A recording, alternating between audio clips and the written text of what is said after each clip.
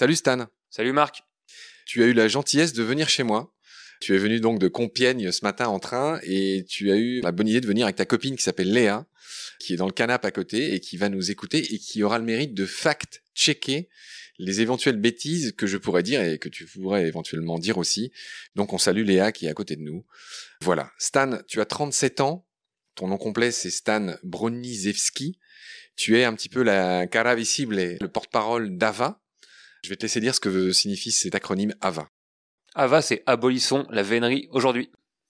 Voilà, ton but dans la vie, en ce moment en tout cas, c'est ça, c'est d'abolir cette pratique qui gêne beaucoup de gens et qui est dénoncée par 86% des Français. 86% des Français, on va le dire d'entrée de jeu, sont contre la chasse à courre, parce que c'est ça la vénerie. Je vais finir de te présenter quand même brièvement. Au départ, tu avais choisi la musique. Tu peux me dire un mot là-dessus ? Bah ouais, avant de me lancer dans ce combat contre la chasse à courre, j'étais producteur de rap, tu vois, donc c'est pas vraiment le même univers, mais naturellement, quand je me suis rendu compte qu'il y avait de la chasse à courre près de chez moi, évidemment, je me suis lancé là-dedans pour résoudre le problème. Ouais. Donc tu as fait un peu de guitare et tu faisais du rap. Est-ce qu'il y a un endroit où on peut écouter tes musiques ? Peut-être qu'on en montrera une à la fin ?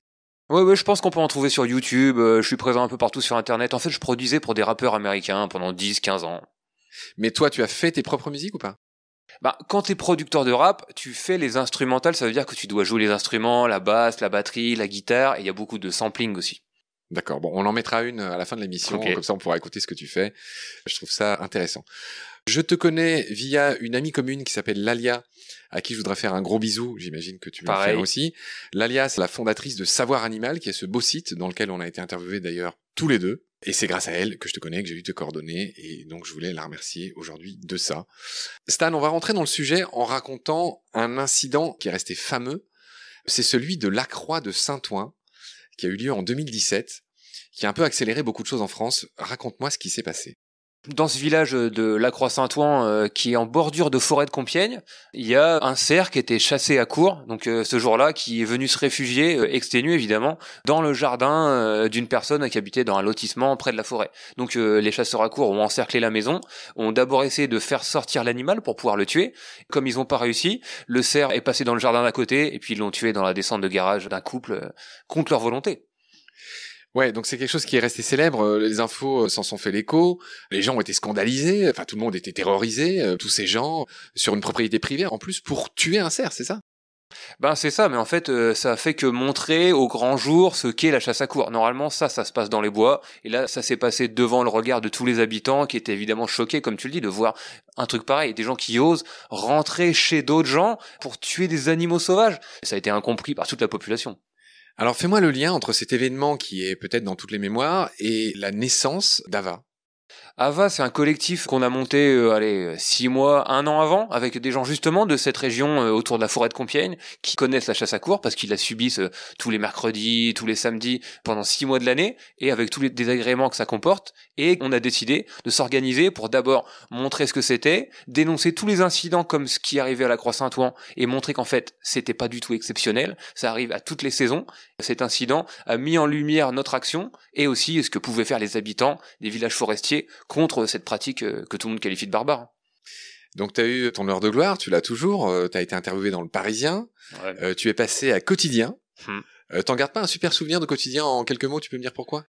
Disons que depuis qu'on a créé AVA, on a un peu découvert quel était le monde des médias un peu mainstream, comme on dit aujourd'hui, et c'est vrai que des fois on sent que les équipes de télé arrivent avec un script en tête et veulent te faire rentrer dans une case qu'ils ont déjà prévue à l'avance. Donc là c'est le cas un peu avec Quotidien, ils ont essayé de créer un personnage d'extrême gauche, un peu perturbateur, ce qui est pas vraiment le fond de notre mouvement, mais bon, tant qu'on parle de nous, écoute. Ouais, c'est assez malin de ta part. Le bad buzz, c'est encore du buzz. Pas vraiment, bon là c'était pas vraiment un bad buzz, mais c'est vrai que ils nous ont pas présenté dans la lumière vraiment complète de ce qu'on fait. D'accord, donc voilà, juste pour dire que Ava, bon, c'est ton collectif. C'est combien de personnes en France aujourd'hui, Ava ? Oh, on n'a pas d'adhésion, comme on n'est pas une association déclarée, mais tous les ans, il y a entre 600 et 700 personnes qui se relaient en forêt pour documenter les chasses à courre et essayer de protéger les animaux qui sont chassés. 600 personnes, donc, mais quoi, vous correspondez, vous avez une sorte d'endroit ou comment vous fédérez, en fait, si vous n'avez pas d'assos ? Bah en fait, chacun chez soi, on a créé des antennes d'AVA avec les mêmes méthodes. On a une charte d'action qui prône le pacifisme, pas de détérioration, etc., etc. Et on respecte les mêmes règles. On a des instances un peu communes où on discute, où on partage notre expérience et où on met en commun une certaine ligne, une certaine façon de voir, en fait, une certaine approche. Et puis, on a les mêmes méthodes. Et entre septembre et mars, il y a des gens un peu partout, dans une quinzaine, une vingtaine de forêts domaniales françaises, qui documentent la chasse à courre et qui essaient de limiter les dégâts. Qu'est-ce que tu appelles une forêt domaniale? Après la Révolution française, toutes les forêts royales, donc qui étaient réservées aux rois pour la chasse à courre principalement, sont passées au domaine de l'État et elles se sont appelées domaniales. Donc on peut dire la forêt de Rambouillet, par exemple, c'est une forêt domaniale, la forêt de Fontainebleau, de Compiègne. D'accord, ouais, très bien. À ce stade, mon cher Stan, je voudrais qu'on explique aux gens concrètement c'est quoi la vénerie. Avant de revenir sur vos actions concrètes et tout ce qu'on peut en dire et en penser, je voudrais qu'on soit très concret, très descriptif, et qu'on parle un petit peu de la vénerie, dire ce que c'est. Tu as peut-être entendu parler de mon obsession pour l'étymologie. Vénerie, ça vient du latin venare, qui veut dire chasser. Venator, c'est le chasseur en latin. Et donc voilà, ce type de chasse à courre s'appelle aussi la chasse à courre, à corps et à cri. Elle s'appelle aussi la chasse à bruit. Il y a 2 types de vénerie, il y a la petite et la grande. Je veux bien que tu m'expliques la différence entre les deux. La différence entre la grande et la petite vénerie, c'est surtout une question de gibier qui est chassé. La grande vénerie, c'est le cerf, le chevreuil, le sanglier. La petite, c'est le renard, le lièvre, même le lapin. Même à l'époque médiévale, ils chassaient la loutre dans les canaux. Donc ça, c'est la petite vénerie. C'est juste le gibier qui change. Les méthodes sont les mêmes. On va parler un peu d'histoire. La vénerie a existé de tout temps, chassée avec des chiens, mais elle a commencé à être codifiée sous François Ier, on va dire au XVIe siècle. Un petit peu avant, il y a un premier livre qui parle de vénerie et qui la codifie vers la moitié du XIVe siècle, mais c'est à peu près à la fin du Moyen-Âge, le début de la Renaissance. Ok Stan, on va, après ces petits rappels historiques, raconter comment se passe une chasse à courre. Traditionnellement, elle commence par les briser. Raconte-moi comment se passe une chasse à courre. Alors tôt le matin, les valets, en fait, c'est une expression qui est encore utilisée par les chasseurs à courre. Valets de limier. Précisément, les valets de limier. Les limiers sont les chiens qui sont envoyés justement pour repérer où sont les animaux qui pourraient être intéressants en termes de trophées, par exemple, pour les chasseurs à courre. Donc tôt le matin, avant le rendez-vous avec tous les chasseurs, il y a un valet avec un chien spécifique qui va dans les parcelles de forêt pour aller repérer où se reposent des animaux intéressants. Et ensuite, il casse une petite branche pour repérer où est entré l'animal et pour ensuite montrer au maître d'équipage à quel endroit il faut débuter la chasse. C'est ce qu'on appelle une brisée. La brisée, la cassure est orientée dans la direction de l'animal. Oui, voilà, c'est ça. C'est ça la tradition. Alors ensuite, comment ça se passe?